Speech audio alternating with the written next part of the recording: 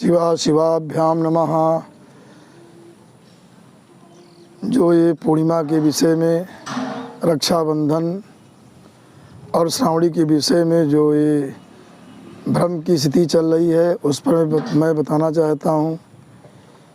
और तुम्हें बता चुका हूँ कि अगर चतुर्दशी पूर्वार्ध में रहती है तो अगली तिथि दूषित हो जाती है। इससे पूर्णिमा जो है, पूर्णिमा को चतुर्दशी दूषित कर रही, जैसे मैंने बताया है कि पंचमी षष्ठी को दूषित करती है, दशमी एकादशी को दूषित करती है, वैसे चतुर्दशी पूर्णिमा को दूषित कर देती है। तो 11 तारीख को चतुर्दशी के बाद पूर्णिमा लग रही है, वो दूषित है। और दूसरा हमने ये भी बताया कि जो उदयकालिक पूर्णिमा 12 तारीख को है, तो उसमें मैं भद्रा के विषय में लोग चर्चा ये कर रहे हैं कि भद्रा जो है पाताल की है, तो पाताल की भद्रा अशुभकारिणी नहीं होती, ऐसा लोग कहते हैं। कहीं कहीं तो ये भी कहा गया है स्वर्गे भद्रा शुभम कुर्यात पाताले चा धनागमा।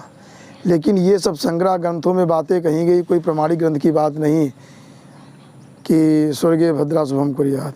और दूसरी बात जो मुहूर्त चिंतामणि में कहा गया, उस पर लोग ज़्यादा इसका प्रमाण दे रहे हैं। मुहूर्त चिंतामणि ये बताया गया है कि जहाँ की भद्रा होती वहाँ उसका फल होता है। से लिखा है भद्रा तत्रैव तत्फलम, भद्रा जहाँ पर होती वहाँ उसका फल होता है। लेकिन वो गुरु परंपरा से इस ग्रंथ को नहीं पढ़े हैं, इसलिए उन्हें ज्ञान नहीं है, उनकी भ्रम की स्थिति बनी हुई है। इसका अर्थ ये होता है कि भद्रा तत्रैव तत्फलम, मैंने भद्रा जहाँ होती वहाँ तत्फलम मतलब वहाँ पूर्ण फल उसका होता है।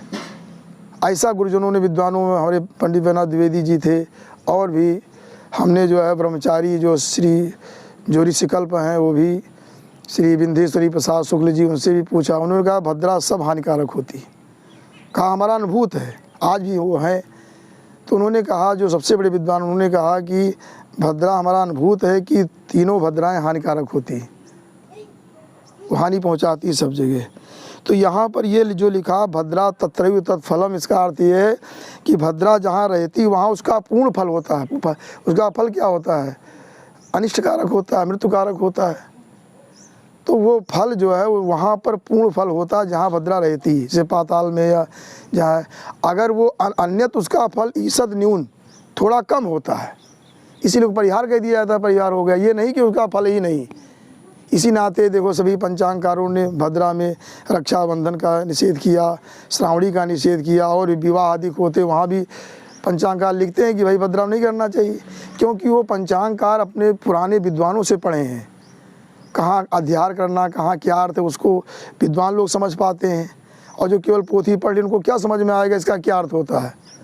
तो इस श्लोक का अर्थ ये होता है कि तत्फलम मतलब वहाँ पूर्ण फल भद्रा का होता है जहाँ भद्रा रहती है, और अन्यत्र वहाँ पर उसका ईसद न्यून, कुछ कम फल होता है। इसलिए लोग परिहार के रूप में ले लेते हैं, लेकिन वास्तविक भद्रा का फल सब जगह होता है।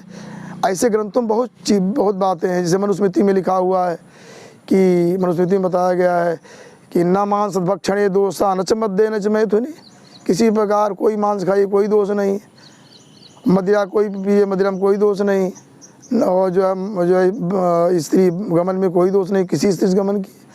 तो ये बातें कि, लेकिन उसको लोग जो समझेंगे। दूसरी पंक्ति में लिखा गया है कि प्रवृत्ति ऐसा भूता नाम, वहाँ प्रवृत्ति का अर्थ है दुष्प्रवृत्ति।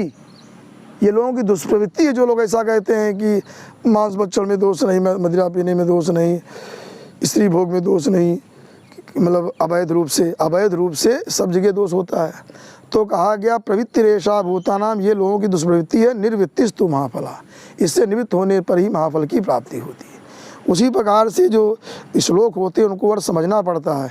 पुराने विद्वान लोग सदैव भद्रा में जनेऊ नहीं होता है, कोई भी भद्रा हो, हम लोग कभी नहीं जनेऊ कराए, और विद्वान लोग भी नहीं कराते हैं। अब जो मनमुखी पढ़ लेते हैं कुछ भी अर्थ कर सकते हैं। तो मैं बताना चाहता हूँ सबको कि भद्रा का फल सब जगह होता है। भद्रा अपना दुष्फल सब जगह देती है, लेकिन जहाँ रहती वहाँ पूरा फल देती है, जहाँ नहीं रहती वहाँ कुछ कम फल देती है। बस इस प्रकार से मैं बताना चाहता हूँ। जो लोग भ्रम में पड़े हुए हैं और इसको कहते हैं भद्रा का कोई पाताल के कोई फल नहीं, कोई सब भद्रा का फल यहाँ भी है। इसलिए बताया गया है कि बढ़िया उदयकालिक पूर्णिमा है। और पूर्णिमा उदयकालिक पूर्णिमा पूरे दिन रात मानी जाती है, दूसरे दिन पूरा दिन मानी जाएगी। शुक्रवार को 12 तारीख को श्रावणी उपाकर्म, रक्षाबंधन आदि कर्म अत्यंत शुभ है। इति सम